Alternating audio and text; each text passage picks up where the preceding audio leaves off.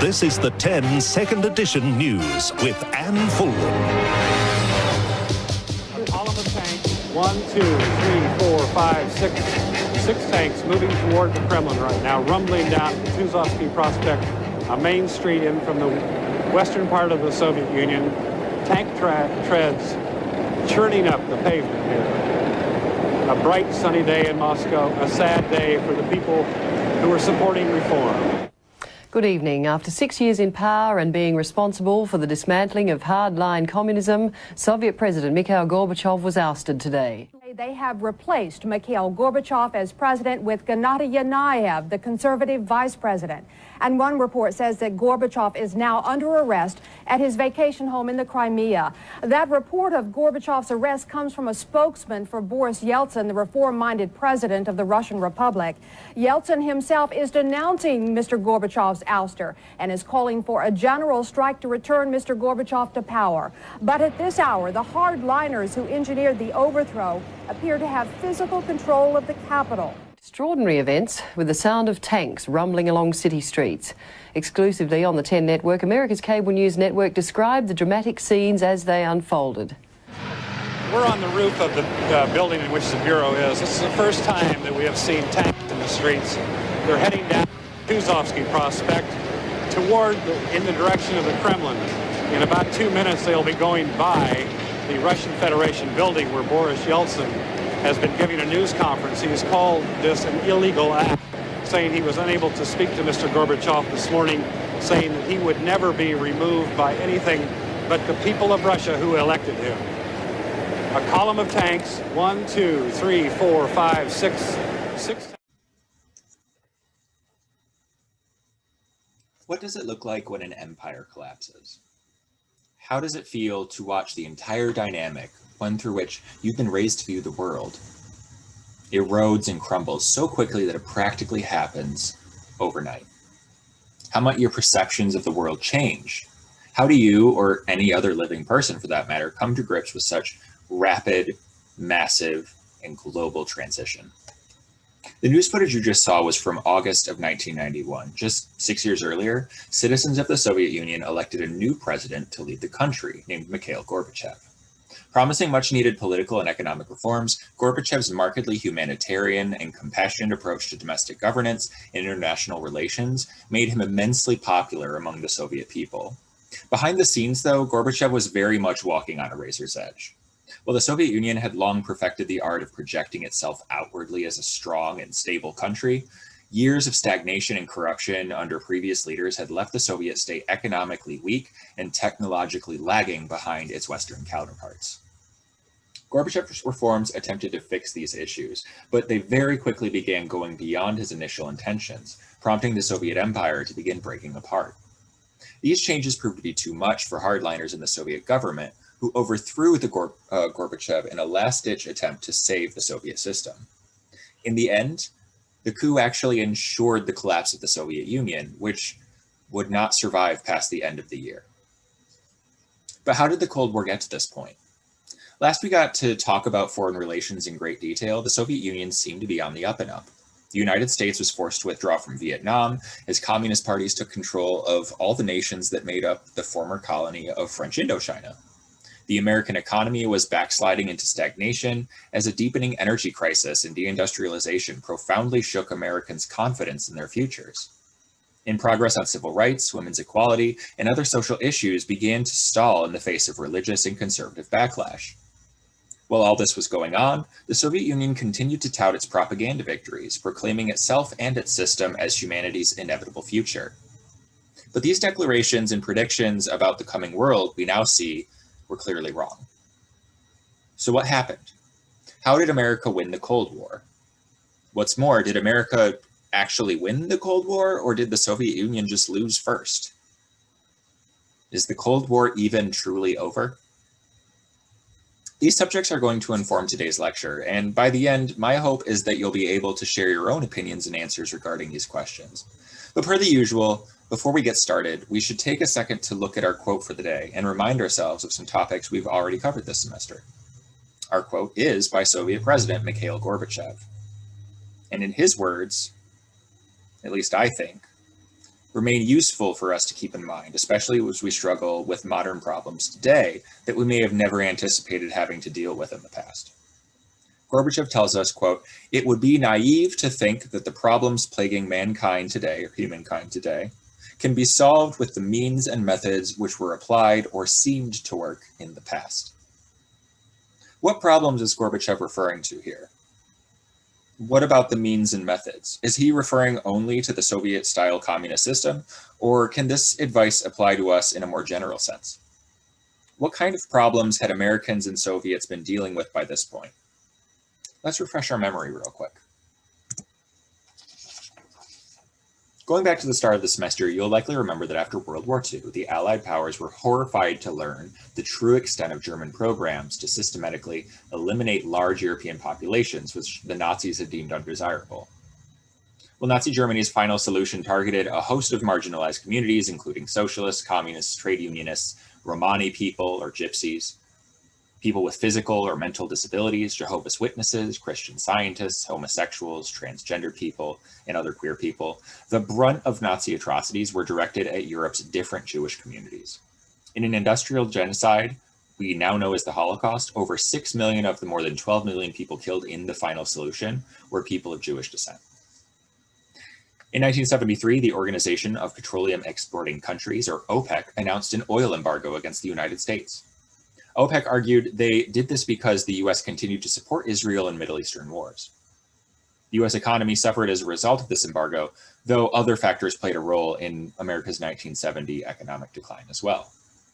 Deindustrialization is one of them, right? Deindustrialization also played a major role in economic decline. As American manufacturing and businesses and other heavy industry faced greater competition in an increasingly global market, they sought to save money and increase profits by relocating to different parts of the country, usually where environmental and worker protections were weaker. This kicked off a trend that economists have referred to as a, quote, race to the bottom, where individual states and communities drove down wages and other forms of corporate accountability and workers' compensation in hopes of retaining some manufacturing jobs. During this time, many American families became increasingly frustrated with economic stagnation. It's worth pointing out that during this time, the American economy was performing so poorly that the last 3 planned Apollo missions to the moon, Apollos 18 through 20, were canceled to save money. No human has returned to the moon since, despite promises by American leaders to do so ever since the 1970s and 80s. Internationally, relations between the USSR and some of its former allies had deteriorated, leading to a collapse in cooperation between different communist countries. Perhaps the most notable example of this breakdown in the Communist alliance came after Nixon traveled to mainland China to open up diplomatic relations and trade. These moves toward peace between China and the US came at the expense of the Sino-Soviet split, which itself came close to a nuclear exchange as Chinese and Soviet troops fought full-scale battles with one another along their common borders in Central Asia and in Manchuria. Lastly, recall that the Soviet government attempted to cover up the Chernobyl disaster, the worst nuclear disaster in human history to date.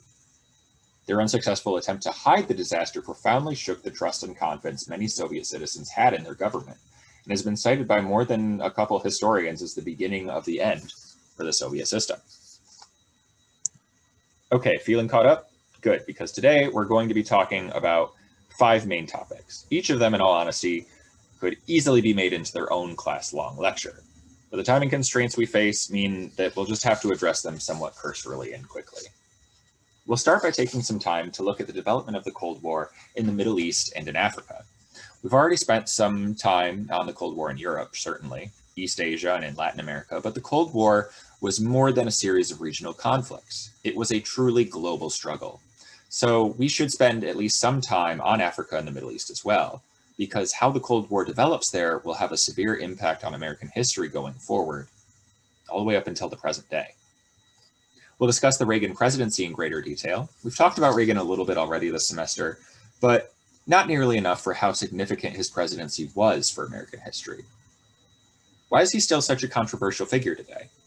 What did he do to shape the development of American society domestically? How did he lead America internationally? We'll wrap up by discussing some major changes that take place at the end of the 1980s, changes that will set the stage for that August 1991 coup, and what happens as a result of it. Did America win the Cold War? Is the Cold War really over? But before we get too far ahead of ourselves, let's walk ourselves back a bit. Back to the end of World War II, when the US and USSR and other great powers were attempting to figure out just how the post-war world order would work. A particularly contentious problem that the United Nations had to settle were issues regarding the Middle East, particularly the establishment of the aspirational state of Israel. After World War II, there were major efforts undertaken to ensure that something like the Holocaust would never happen again. At the Nuremberg trials, the architects of the final solution, conspiring war criminals, and others who held position of power in Axis states during the war were put on trial for their actions. Offenders could not absolve themselves of guilt for committing crimes on the basis that they were just following orders, and many war criminals, at least among those who were captured, were given lengthy prison sentences for their crimes if they weren't outright executed for them. Regardless of these trials, though, much of Europe's remaining Jewish community asserted that they would never be safe until they had a country to call their own. Prior to this point, European Jews consisted of a diaspora, an ethnic or national group that does not have its own state or nation to call home. The Jewish diaspora argued that Jewish people needed to migrate to a specific homeland to create that nation. This idea that Jewish people need to migrate and establish a homeland or a nation state is known as Zionism. Now, before World War II even took place, Zionism as a movement was growing in Europe, and Zionist activists and politicians were able to lobby the British government to set aside land and rights for Jewish migrants in the nation of Palestine. Palestine, along with Jordan, Iraq, Kuwait, and other parts of the Middle East, were administered by Britain as colonies at the time, so Britain used its legal authority to issue something known as the Balfour Declaration. The Balfour Declaration basically wrote down on paper that Britain pledged their support for the creation of a Jewish homeland in Palestine. Now, after the war, the United Nations met to decide the fate of Palestinian land and agreed on a partition of Palestine, roughly dividing the territory in half. Native Palestinian communities rejected the partition, however, and instead called for the territory to be divided by having each community vote on which country they would like to join. This is just because of the fact that the Jewish population was not as sizable as the Palestinian population at the time, and Palestinians thought that they should have retained more land than they had in the partition. Members of the United Nations did not want to repeat the same mistakes that they had made with the pre-war League of Nations, however, which proved to be too weak and conciliatory to prevent a Second World War. So the United Nations just refused to renegotiate any of these terms with the Palestinians. Refusing to negotiate didn't prevent conflict, however, and on May 23, 1948, these different Jewish communities declared their independence as the State of Israel in accordance with the UN partition plan assigned to the area, though its Arab neighbors refused to recognize it. In response to the creation of Israel, Arab nations tried to intervene, launching the 1948 Arab-Israeli War. Now, throughout the course of the war, trade with foreign nations, many of which recognized Israel, along with military and humanitarian aid, helped secure a decisive Israeli victory.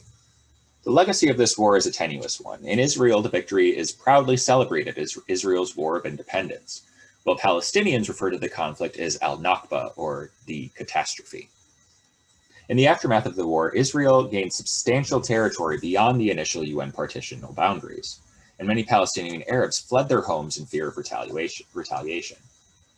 The flight of Palestinian Arabs from their ancestral homes and villages led to a substantial humanitarian crisis. Developing nations like Syria, Jordan, Egypt, and others struggled to provide food and housing to fleeing Palestinian citizens.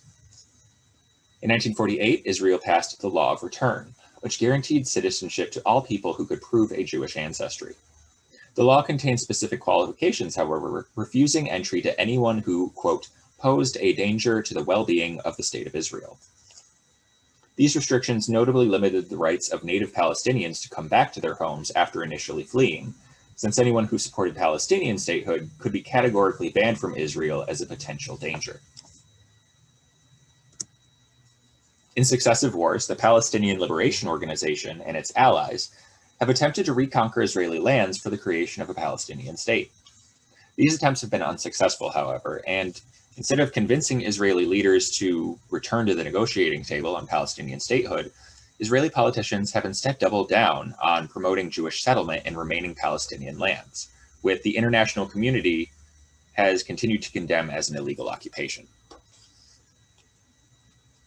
Many neighboring Arab nations argued that because Palestinians were not allowed to return to their homes and hold election on their national affiliation, Israel was technically an illegal state under international law. Israel counter-argued that Palestinian Arabs were no different from other Arabic people, and because of that, they had no distinct rights to Palestinian land. While many Middle Eastern nations have since made peace with Israel, and the PLO has recognized Israel's right to exist, Israel has categorically denied the right of Palestinian statehood and independence, and has instead continued to argue that Palestinian Arabs are not a real ethnicity and therefore don't have rights to their own nation. This argument that Palestinians are essentially non-persons has come under heavy international criticism, and has even led some critics of Israeli policy to characterize Israel's treatment of Palestinian people as a genocide in its own right. It's in this context that America's unequivocal support for the state of Israel prompted OPEC and other nations to support the 1970s oil embargo, which did little to help the already struggling US economy. While technically not in the Middle East, Cold War conflicts also developed in the nearby country of Iran in ways that would profoundly shape US involvement in that part of the world. We've already spoken a little bit about Iran in this class. Specifically in 1953, the CIA supported the overthrow of Iran's prime minister, Mohammad Mossadegh. Mossadegh was a left-leaning politician who sought to nationalize Iran's oil industry so that oil profits could be directed to better the lives of everyday Iranian people, as opposed to, going into the hands of Western corporations. The move angered American politicians who gave the CIA the approval to launch something known as Operation Ajax. Operation Ajax essentially amounted to an anti-democratic coup. Operation Ajax led to Mossadegh's removal and arrest, and after the coup, the Emperor of Iran, Mohammad Reza Shah, was given sweeping political powers, which he used to brutally suppress grassroots protests, labor unions, and any other potential political challenges. While the Shah's rule was a major asset for US business interests, his rule relied on the widespread abuse and torture of his citizens at the hands of his infamous secret police. These atrocities meant the Shah grew increasingly unpopular as time went on, and his popular image as an American puppet didn't exactly help this, or America's image, mind you. These tensions eventually boiled over in Iran, with mass demonstrations against the Shah's rule beginning in 1978. Political protest was not new to the Shah, and as he had done many times before, he called in his military to violently put down the protests. This led to scores of deaths and one-sided street clashes, but these massacres really only infuriated the Iranian population further and led to more and more people joining increasingly larger demonstrations. 40 years ago, Shiite Ayatollah Ruhollah Khomeini spearheaded a revolution that deposed the monarchy in Iran. In its place arose an Islamic republic. A repressive theocracy had replaced an authoritarian monarchy. And almost overnight, Iran had been transformed from a crucial US ally into a bitter opponent. Here are some of the key dates that led to the revolution. From 1941 to 1979, Mohammad Reza Shah Pahlavi, a close partner of the United States, had ruled Iran.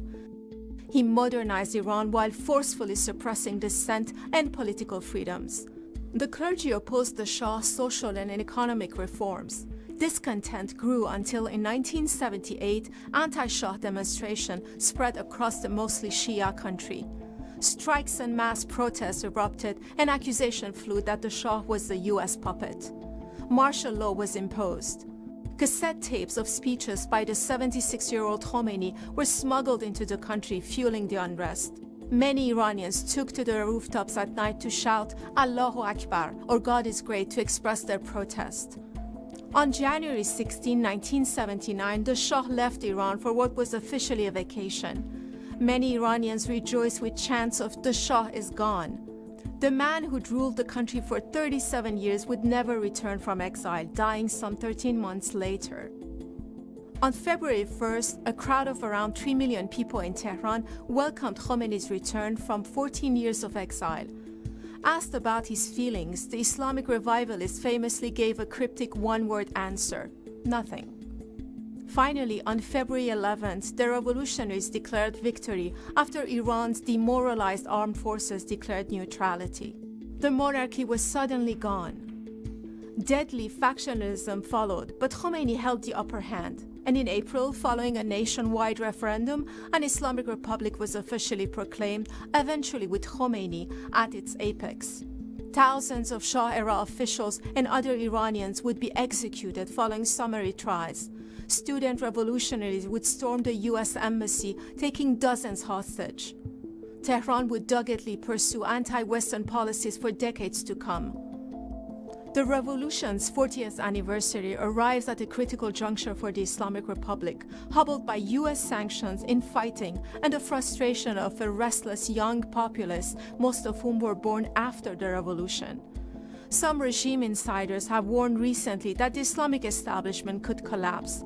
Even one of Khomeini's own grandsons warned there's no guarantee that this system his grandfather created would survive. Despite such speculation, it is clear that the clerical establishment remains firmly in place.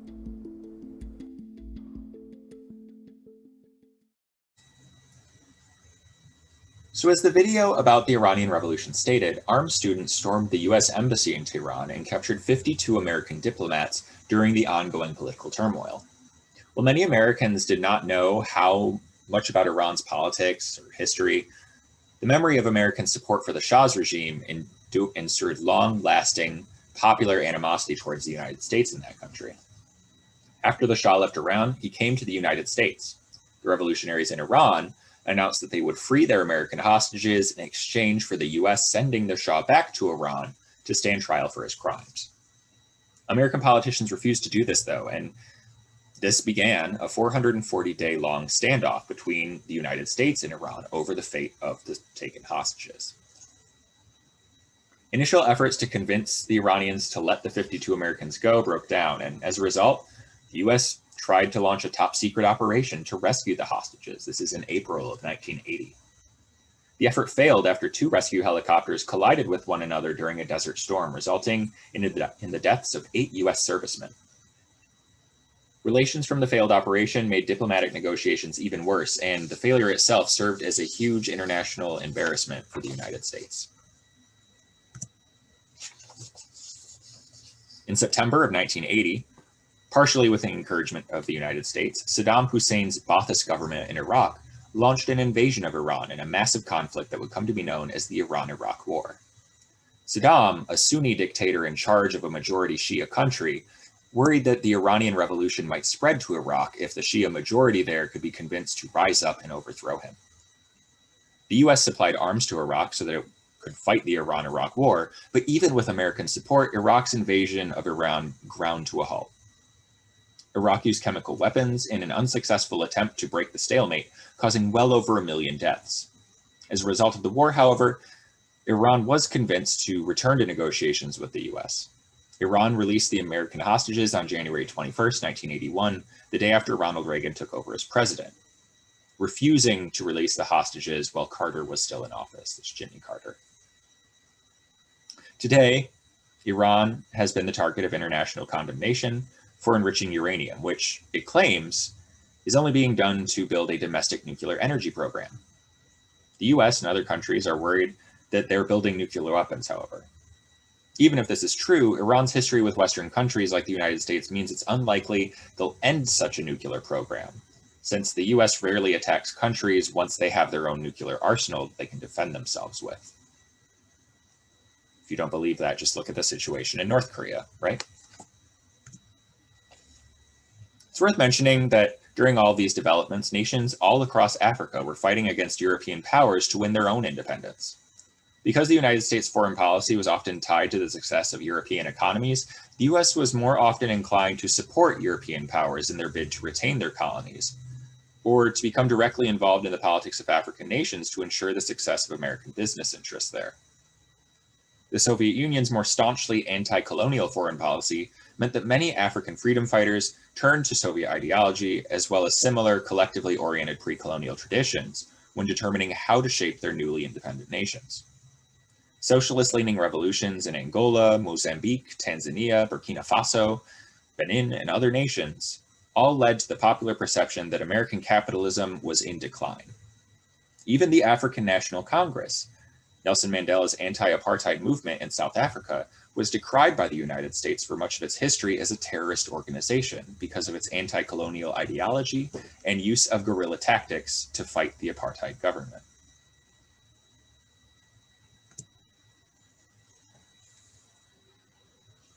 All of these foreign challenges led Americans to view the presidential election of 1980 with profound uncertainty and anxiety.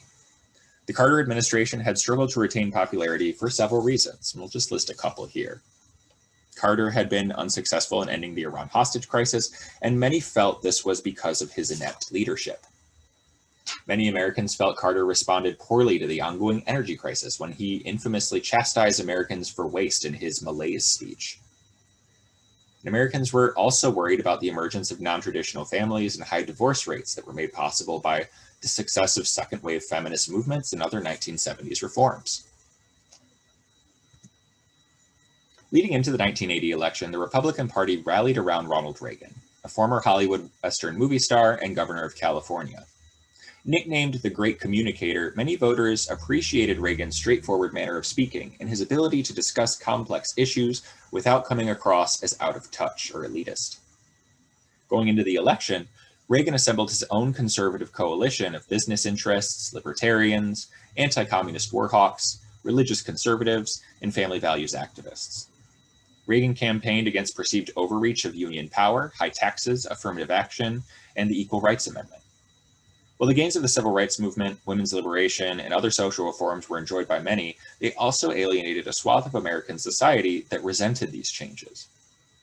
Reagan also argued that America needed to take a more hardline approach when dealing with the Soviet Union, breaking with strategy of détente and openly calling for a return to rollback and brinksmanship. The 1980 election amounted to a landslide victory for Ronald Reagan. While the Democratic Party had already lost substantial support after the collapse of the New Deal coalition back in 1968, Reagan was able to capitalize on white Americans' hostility towards racially progressive laws and programs crafted in response to the Black Power movement. White voters who left the Democratic Party on these grounds are often referred to as Reagan Democrats. A particularly pressing issue for them was the idea of integrated schooling brought on by busing. Reagan's victory in 1980 worried many activists who had previously fought for reforms and civil rights gains over the last 2 decades. Specifically, the infusion of family values politics from the religious right into national discourse emboldened opponents of initiatives like the Equal Rights Amendment, who were able to defeat the measure in 1982. Fears of the religious right's growing power and calls for more confrontational foreign policy manifested in popular speculative fiction at the time. Margaret Atwood wrote A Handmaid's Tale in response to what she saw as the potential rise of theocracy in American government. And the film The Day After shocked the nation when it aired in 1983, depicting what a post-nuclear apocalypse America would look like if one were to occur at the time. The political rise of religious conservatism marked a dramatic change in American politics in some ways. While America has always been a more religious country when compared to its counterparts in Europe or in Canada, religious organizations did not always have a lot of political influence.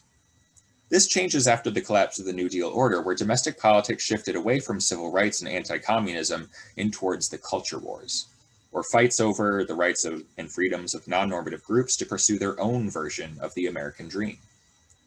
Feminism, women's reproductive rights, the emerging LGBTQ rights movement, and other stressors were leading to higher divorce rates and a decline in the traditional American family, it was argued, and something needed to be done about it. We've already spent some time discussing Reagan's interaction with some of these groups, right? But it probably bears repeating how Reagan's administration engaged with these growing culture wars, quote unquote. The Republican Party withdrew its support for the Equal Rights Amendment toward the end of the 1970s, and Reagan's administration would go on to formally defeat the ERA's ratification campaign in 1982, meaning that we still don't have a constitutional amendment guaranteeing sex and gender equality. At the same time, the Reagan administration refused to respond to or even admit there was an ongoing HIV/AIDS pandemic in the United States until well late into the 1980s, after the disease had already claimed scores of lives. Politicians friendly with the Reagan administration, like anti-ERA activist Phyllis Schlafly, often led open charges against the reforms of the 1970s. In lieu of the president becoming directly involved himself, though Reagan's administration usually backed these calls with near constant support. Reagan's administration also maintained the existing racialized law and order discourse it had inherited along with Richard Nixon's Southern strategy. More than simply maintaining harsh anti-criminal codes, the Reagan administration increased mass incarceration trends by intensifying the country's war on drugs, leading to a sharp spike in arrests and long-term incarcerations, often for nonviolent or drug-based crimes. Domestically, Reagan's presidency is also remembered for his restructuring of the American tax system and the popularization of supply-side or trickle-down economics. Referred to as Reaganomics at the time, Reagan's economic program argued for cutting taxes on corporations and other job creators, cutting government spending, and eliminating regulations on companies in the financial sector, as well as adopting pro-business and anti-labor domestic policies. Under Reagan's tax cuts, the top marginal tax rate fell from 70% in 1980 to just above 20%. This led to budget shortfalls and an increase in the national debt, as well as the elimination of many social welfare programs. Large companies were able to increase profit margins during this time, eventually leading to some economic growth, though economic historians have largely come to the consensus that this growth probably wasn't enough to offset the financial losses that we got from such sweeping tax breaks. Economists and historians are still divided over whether or not it was Reaganomics that ended the stagflation crisis, or if stagflation would have ended on its own with the cyclical nature of the economy. Reaganomics can be presented in either a positive or a negative light, depending on your own perspective and how you view economic systems of politics.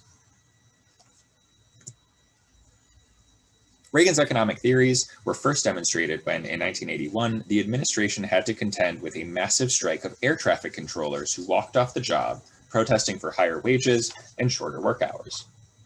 The 13,000 air traffic controllers unionized under PATCO refused to return to work despite orders from the government, which had argued that their strike was illegal. The PATCO strike lasted for 2 days and grounded national air travel, hindering the national economy. Ronald Reagan ended the strike when he, refusing to bargain with the PATCO union, fired all 13,000 striking air traffic controllers and dissolved the union by executive order. While this led to the resumption of air travel nationally, it set a precedent where private companies began adopting more harsh anti-union policies, such as firing striking workers or workers who were canvassing to form a union at their workplace. Such practices have always been illegal, at least since the passage of the NLRA or Wagner Act back in 1935 that guaranteed a worker's right to join a union. But with the government signaling to businesses they would no longer protect labor rights to such a degree, unionization and worker compensation rates began a near total free fall, right? They were already not in good shape in the 1970s. While the PATCO strike saw a major decline in power for labor unions, Reaganomic reforms affected other aspects of the economy too. Public utilities and other public services were privatized, starting a wave of privatization that continues to this day. Privatization is when publicly owned assets are turned over to private companies, which can then manage them for a profit instead of running them as a social benefit. Regulation passed at the start of the 1980s also prompted a series of massive corporate deregulation. Passed in the 1980s also prompted a series of massive corporate mergers that, when combined with declining tax rates, allowed for certain stock traders and investment bankers to become incredibly rich in a very short period of time. How beneficial these new fortunes on the mega rich were for the wider economy remains hotly contested today also, right? With many economists pointing to income disparity as a cause for growing concern, while others point to the technological innovations made by companies throughout the 1980s as evidence that these kinds of cuts and programs worked. Technological innovations did see substantial breakthroughs during this time, and those innovations contributed to a widening technological gap between America and the Soviet Union that would ultimately contribute to the collapse of the Soviet system at the end of the decade. Perhaps the best example of this innovation during the period consists of the personal computer, which saw increased distribution throughout American society. Apple's Macintosh computer saw commercial success in 1984, for example, after having built off of earlier innovations made by companies like IBM.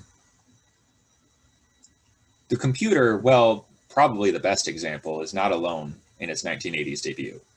Other prominent inventions that saw widespread success during the 80s include CD players, personal camcorders, disposable cameras, and home entertainment gaming systems like NES or Game Boy. The loosening constraints on markets, meanwhile, also allowed for advances in the medical field. The first artificial heart was implanted in a living person in 1981, and the antidepressant Prozac began distribution in 1987. The 1980s also saw the introduction of the nicotine patch, which provided Americans with a successful aid in their efforts to curb or outright quit smoking cigarettes. So Reagan had and still has his detractors, but he also presided over more than a few positive changes that served to endear him to many Americans.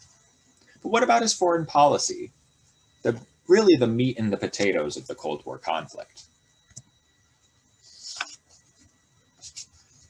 Reagan famously characterized the Soviet Union as an evil empire and publicly advocated for a return to the policy of rollback, or actively fighting to overthrow communist governments around the world, eventually, with the goal of ending communism as an economic system altogether.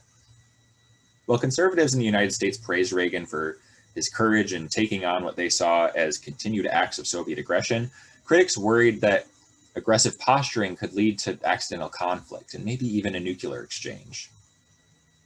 Some of these critics were vindicated when the 1983 Soviet nuclear false alarm incident occurred. A Soviet radar installation had malfunctioned while the US was conducting military preparedness drills in Western Europe, and reported that US ICBMs had been launched and were on their way to the Soviet Union. Because of the heightened tensions during NATO's Western Europe war games or military prep drills, Soviet officials ordered a retaliatory strike, right? Clearly these missiles are actually coming and we need to respond. Before this could happen, however, cooler heads prevailed, and it was discovered that the source of the alarm was just a computer error.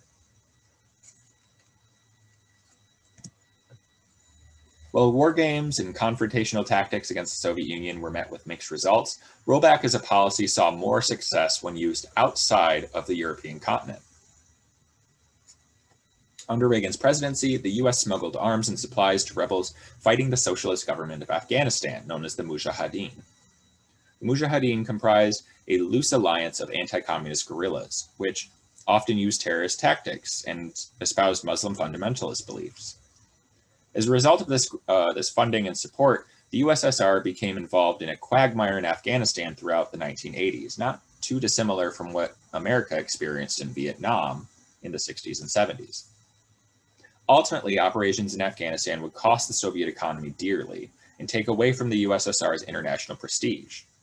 However, the funding of the Mujahideen eventually enabled radical groups to take power in Afghanistan, like the Taliban and Al-Qaeda. Outside the Middle East, the US used more direct methods to roll back the previous spread of communism. In the Caribbean, for example, rebels overthrew the government of Grenada in 1979 and began governing the island in much the same manner as Castro had after he seized power in Cuba. The leader of the rebels, Maurice Bishop, embarked on a series of reforms that lowered unemployment and illiteracy rates and sought to open up the country to outside trade and tourism. In 1983, however, Bishop was overthrown and killed in a coup led by a more anti-American faction within the new Grenadian government. Reagan, now the US president, ordered an invasion of Grenada to restore order and to oust the communist government. The invasion was a military success, with the fighting ending only after 4 days from when it started. However, the international community was really upset with the invasion. It was widely condemned, and many denounced Reagan and the American government as imperialist. Perhaps the most long-term effort of the Reagan administration had in engaging with rollback was its attempt to overthrow the left-wing government of Nicaragua throughout the 1980s. Beginning in the 1960s, a left-wing rebellion broke out in the country of Nicaragua with the ultimate goal of overthrowing the country's dictator, Anastasio Somoza, whose family had effectively run the country as their own private empire since assuming power back in 1927. The rebellion ultimately proved successful in 1979 when the FLSN, also known as the Sandinistas, toppled the Somoza government and began enacting a series of reforms aimed at alleviating poverty and improving education. Almost immediately, the Reagan administration argued that the Sandinista regime threatened American interests in Central America and advocated arming disaffected citizens in Nicaragua in hopes of having them overthrow the new government. Kind of similar to Bay of Pigs. These disaffected citizens, calling themselves counter-revolutionaries or simply Contras, began receiving funding from the United States. Once they had secured weapons, the Contras began carrying out terrorist attacks and massacring villages loyal to the Sandinistas with the hopes of destabilizing the government. Congress disagreed with Reagan's approach, however, and argued that the US shouldn't get involved. With the loss of Vietnam fairly recent and coup-style CIA politics backfiring in former Allied areas like Iran, Congress passed a law known as the Boland Amendment, officially barring the Reagan administration from funding the Contras. In response to restrictions placed on the administration by the Boland Amendment, officials high up in government sought to circumnavigate the law by selling arms directly to the Iranian government, which was still fighting a costly war against Iraq. Iraq, mind you, is also buying weapons from the United States. The profits from these sales, as well as money made from a US-sponsored drug trade in Central and South America, could then be funneled to the Contras who were fighting the Sandinista government in Nicaragua without Congress ever knowing. Once these shipments of weapons to Iran came under Congress's knowledge, however, they began to investigate the president in order to understand the purpose behind the weapons deliveries. This long protracted investigation in response to the violation of the Boland Amendment came to be known as the Iran-Contra affair. The Reagan administration justified the arms shipments by explaining that they were part of an operation to free 7 American hostages who were being held in Lebanon by Hezbollah, a group with ties to Iran. The plan was for Israel to ship weapons to Iran, for the United States to resupply Israel, and for Israel to pay the United States. The Iranian recipients promised to do everything in their power to achieve the release of the hostages. As the congressional investigation into the arms shipments gained steam, however, the justifications provided by the administration began to fall apart.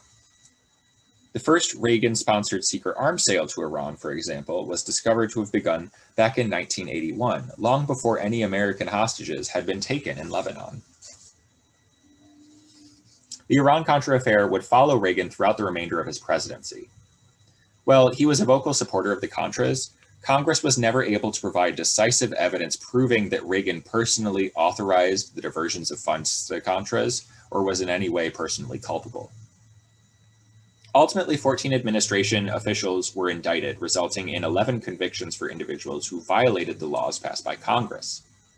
Those who were indicted or convicted, however, were all pardoned in the final days of the George H.W. Bush presidency in 1993.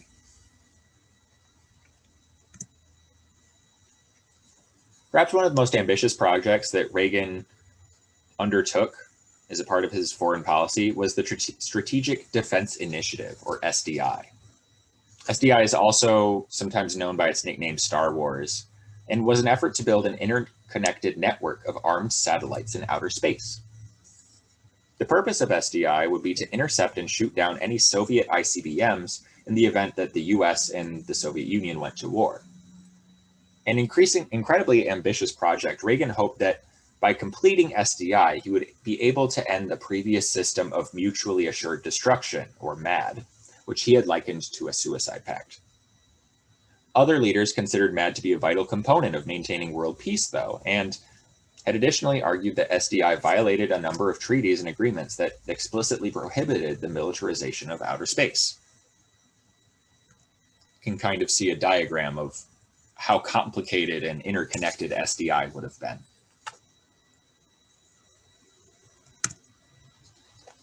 Over time, as tensions from the Cold War began to diminish with the breakup of the Soviet Union, popular support for SDI began to fall apart, and the program was eventually canceled in 1993. People looking back on SDI argue that the project was too complex and expensive, and the technology was just not advanced enough for something like SDI to ever work in the 80s or 90s. SDI had a profound effect on international politics, however. Even though SDI never became operational, leaders in the Soviet Union worried more and more that they were falling behind the West technologically. Soviet leaders attempted to negotiate arms limitation treaties with Reagan at the Ratcheted summit in 1986. The proposals offered by the Soviet Union would have reduced the world's nuclear stockpiles to just 100 warheads for each superpower, the USA and the USSR. A final agreement failed when the Reagan administration refused to abandon SDI in exchange for near total disarmament, however. And so today, both Russia and the United States still maintain and possess thousands of nuclear warheads.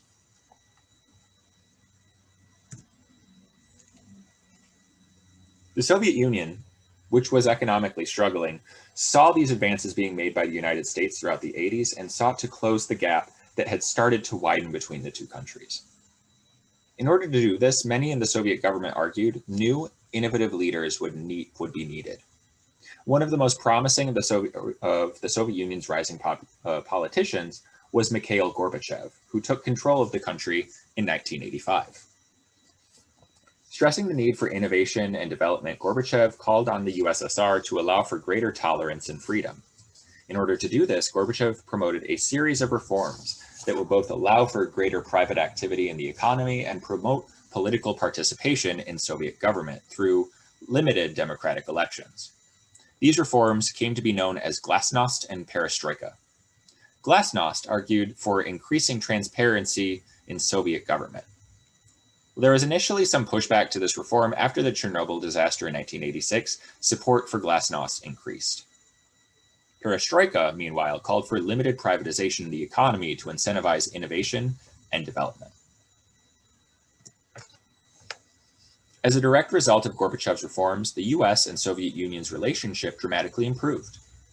Meeting in a series of summits throughout the 1980s, Reagan and Gorbachev agreed on arms limitation treaties in the interests of de-escalating the Cold War.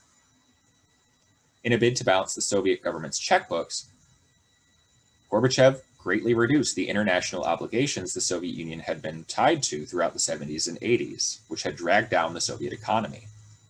In 1989, for example, the Soviet Union withdrew from the country of Afghanistan, and shortly after, its repressive government based in Kabul collapsed. It was replaced with a provisional republic until, unfortunately, that itself was overthrown in 1992 by the Taliban. The Soviet Union also withdrew troops from many Warsaw Pact nations, signaling to East European leaders that they could no longer count on Soviet troops to prop up their unpopular governments that did not earn the consent of the people to govern them. In Eastern Europe, discontent had been brewing throughout the 1980s.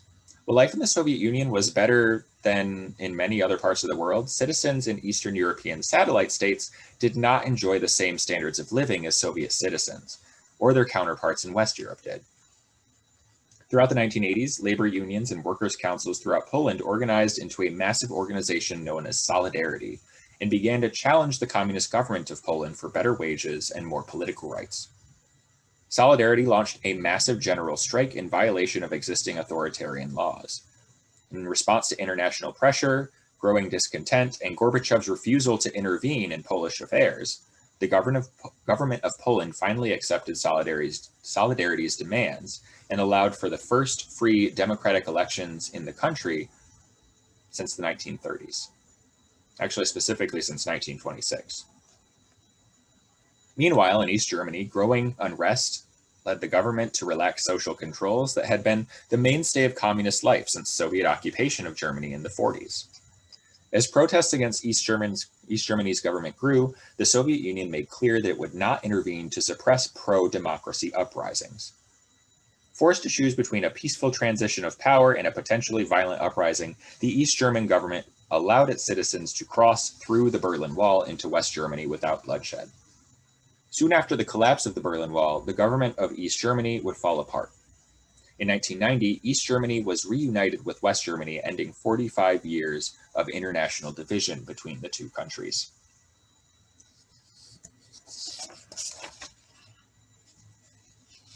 Most of the East European states followed suit when they agreed to hold democratic elections in 1989.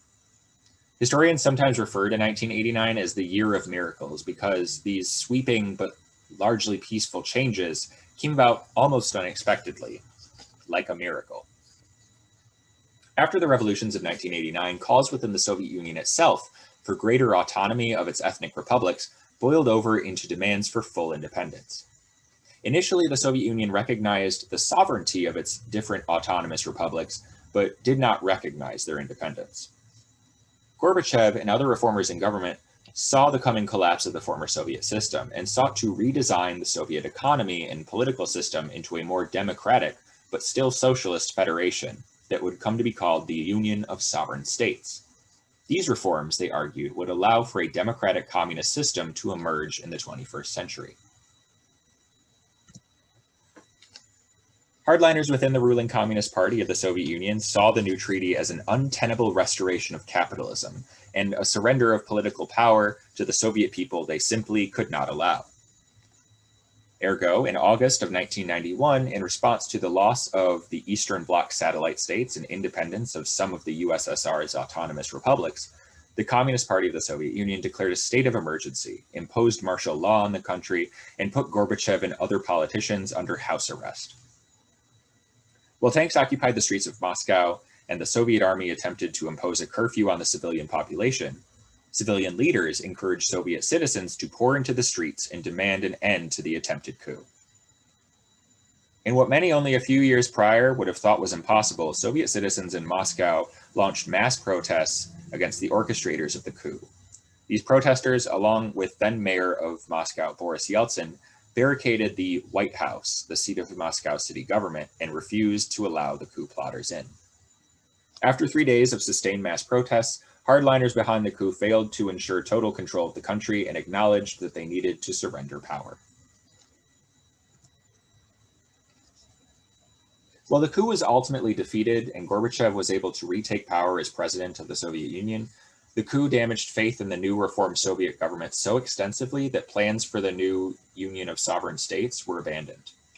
One by one, the autonomous republics that had declared their sovereignty began to declare their full independence from the USSR, which Gorbachev was forced to recognize.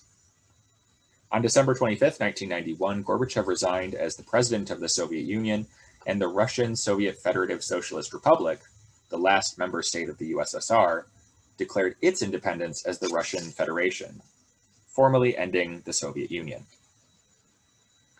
While the end of the Cold War came about largely peacefully, incidents during and after 1989 proved that violence was a persistent possibility. Following the collapse of the Soviet Union, civil war and conflict broke out in many former Soviet republics. Additionally, not all communist governments agreed to a peaceful democratic transition. Nicolae Ceausescu, the dictator of Romania, infamously refused to surrender control of the country, ordering his army to crush the pro-democracy uprisings that began taking place in the city of Bucharest, Romania's capital. The army refused, however, and overthrew Ceausescu before executing him instead.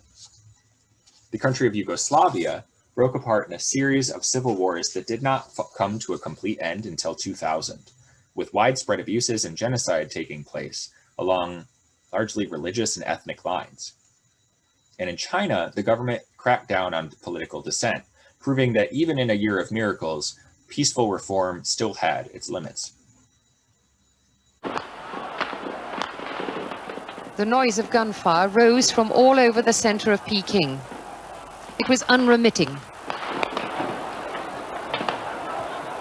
On the streets leading down to the main road to Tiananmen Square, furious people stared in disbelief at the glow in the sky, listening to the sound of shots. Heading down the road was a hazardous business, but hundreds of people cheered as buses were set alight and army trucks caught fire too. They yelled and shouted, and then as troop lorries were seen moving down the road, there was gunfire from those lorries. The troops have been firing firing indiscriminately. But still, there are thousands of people on the streets who will not move back. The bicycle rickshaws scooped up the injured. Others were shunted onto bikes and pedaled to hospital. Many were carried away by frantic local residents. There was confusion and despair among those who could hardly credit that their own army was firing wildly at them. Many were bystanders, perhaps naive about the savagery of the situation. Indeed, it was hard at times to grasp that this army was launching into an unarmed civilian population as if charging into battle. From Tiananmen Square, the sound of gunfire sounded like a battle, but it was one-sided. A line of soldiers was strung out, facing a huge crowd. The air was filled with shouts of "Fascists! Stop killing!" We were in the line facing the troops. They were about 250 yards away.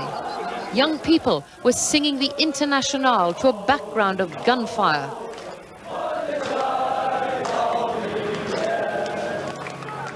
After hours of shooting and facing a line of troops, the crowd is still here. They're shouting, "Stop the killing and down with the government." A huge volley of shots just as I left the front line caused panic. The young man in front of me fell dead. I fell over him. 2 others were killed yards away. 2 more people lay wounded on the ground near me. Ambulances screamed up to the troop line and were turned away. They couldn't get to the square. 2 ambulance drivers were shot and injured. Earlier, we'd been driving at the back of the Forbidden City, the old part of Peking, near the square. We picked up a woman with a bullet in the head and took her to the nearby children's hospital, into a scene of near mayhem. Casualties were arriving every few seconds, on bikes, rickshaws, park benches, carried in, all with gunshot wounds. Housewives, elderly residents, people shot while sitting in their homes. The operating theatre was overflowing, many of the staff in tears. In 20 minutes, 40 seriously injured were brought for emergency surgery. 2 were already dead. In the streets, many came up to us, shaking with anger and disbelief and fear. Many were terrified, saying there would be retribution. There was not one voice on the streets which did not express despair and rage. "Tell the world," they said to us. While Russia's abandonment of the socialist system led to increased economic and political freedoms, the transition to a democratic capitalist society was rapid, and for many Soviet citizens, they struggled to come to terms with new hardships and responsibilities. Economic turmoil led to a brief but sharp decline in the standard of living of many Soviet citizens. And while Soviet citizens had formerly been guaranteed housing, healthcare, employment, food, and other necessities, the new republics had to massively scale back their public entitlements in order to balance their budgets and grow economically. While many Russian politicians assumed that economic aid from the West would be forthcoming, as it had been for the former Axis states after World War II, American leaders who were in charge were steering a much weaker economy than they had been in the 1940s. Reagan's successor, George H.W. Bush, was among many Americans who asserted the U.S. did not need to help Russia recover at the end of the Cold War, as the Russians had long been enemies of the United States and should not expect economic assistance. This move likely soured the goodwill enjoyed between the two countries at the end of the Cold War, and Russia has resumed its generally anti-American foreign policy since then. And this leads us to the last point of our lecture. Are we in a new Cold War? Did the old Cold War even end, or did it take an intermission like World War I and World War II? As Russia continued to struggle economically throughout the 1990s, calls for capable, strong leaders to fix ongoing problems in the new Russian Federation led to a series of political victories for an ex-KGB agent named Vladimir Putin. Putin, the de facto head of the Russian Federation since his first election victory in 2000, has repeatedly characterized the breakup of the Soviet Union as a disaster, and has argued that Russia needs to reverse much of its 1980s and 1990s territorial losses. Since Putin's election and rise to power, Russia has annexed Chechnya, invaded Georgia, and most recently in 2014 invaded Ukraine, annexing the strategic Crimean Peninsula and installing independent puppet governments in the country's eastern regions. These moves have made some analysts ask if the Cold War is really over, or if it did end, if Russia's aggressive posturing is a sign that a new one has already begun. At the same time, partly and thanks to a liberalizing global economy, China has been able to jumpstart its own industrial and technological capacity and has been catching up in a lot of ways with Western nations in terms of economic, political, and military power.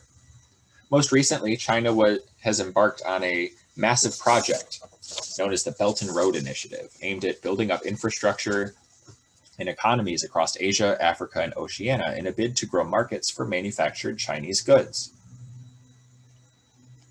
While the Belt and Road Initiative is essentially peaceful, there is a coercive nature to the relationship that the Chinese government develops with surrounding nations that worries critics of the Chinese government. Will countries in dire need of economic aid surrender some of their autonomy to the Chinese in exchange for assistance? Even if they do, is the West in a place to criticize this system, given that European powers have essentially engaged in the same practices for the past several hundred years? Additionally, humanitarian concerns have been raised about the quality of life that marginalized groups in China are subjected to. China interns Uyghur people in its northwestern frontier province, a move that China justifies given the government's concerns over Islamic terrorist organizations there. China has pushed back on criticism that is engaging in ethnic cleansing against Uyghur and Tibetan peoples, and in so doing, they often call into question the state of human and civil rights in the United States. This is a term that analysts will sometimes refer to as whataboutism. We're doing things that are bad, but what about you too, as a way to deflect. Where will these issues lead? Is this also part of a resurgent Cold War? Who's to say? And that is actually going to bring us to the end of this week's lecture, or specifically this week's lectures. If you haven't watched the other one, then just this lecture. But if you're finishing up both, then this is essentially it for the week.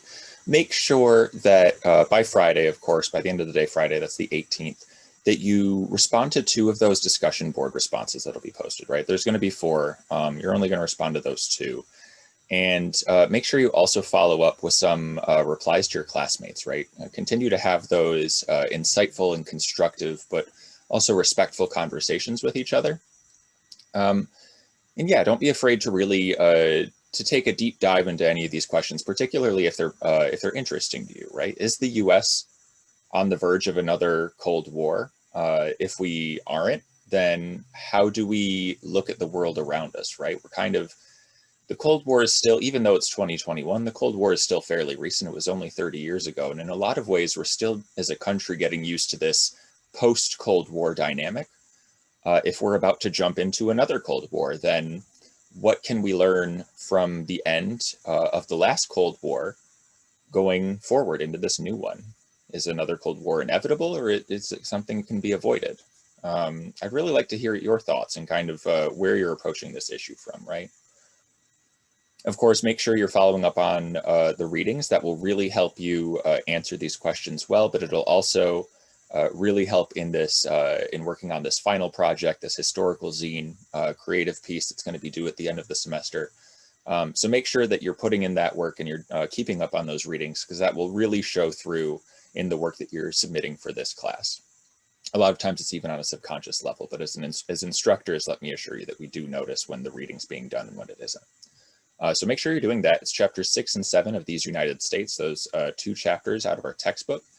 And there's also 2 articles. The first is about the labor movement, specifically how the shrinking labor movement has started to affect not only American politics, as came out in our lecture on the New Deal Coalition, but how the decline of the labor movement is even starting to affect regional geography and demography and how communities transform and shape over time, right? What does a lack of working class labor power end up doing to the country? The other article is by the Center for American Progress about ending the war on drugs. also in kind of a tangential way, how the war on drugs contributes to and helps perpetuate and maintain these systems of racialized mass incarceration, right? Specifically of the prison industrial complex, of what's sometimes referred to as this carceral state. What does ending the war on drugs do for the entire nation in a positive manner, right? Not only for people who are facing lengthy prison sentences for nonviolent offenses, but like as a community as a whole, what do we get out of this? Also, of course, if you are a little unsure about your standing in the class, if you want to get a couple extra points to help shore up your grade, maybe push you up a letter grade or a minus to a regular, or a regular to a plus by the end of the semester, make sure you take advantage of the 4th extra credit film review that's going to be due on Friday by the end of the day, the 18th, along with these other assignments. This 4th extra credit review is about the civil war in Nicaragua that starts in 1979 after these Sandinista rebels overthrow their dictatorship. The United States government, the Central Intelligence Agency, and allegedly a lot of people in the Reagan administration start to take funds, money, profits from weapon sales to Iran as part of the Iran-Contra scandal. And they start funneling that money into Nicaragua, basically arming and propping up and funding death squads that continue to carry out acts of terrorism, massacres against the Nicaraguan government and the people who support it. So don't be afraid to jump right into that documentary. It's a little dated, like all the others. It was made in 1983.